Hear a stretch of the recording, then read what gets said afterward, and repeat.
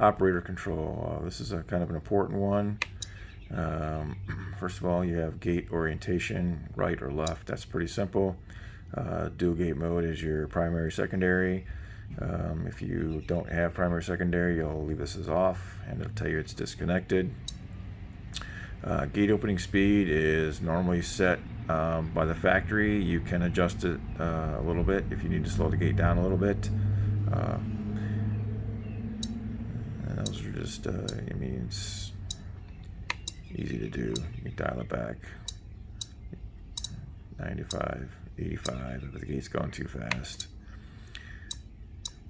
Your open and close deceleration, those are adjustable as well. It's all in your manual on what the numbers mean.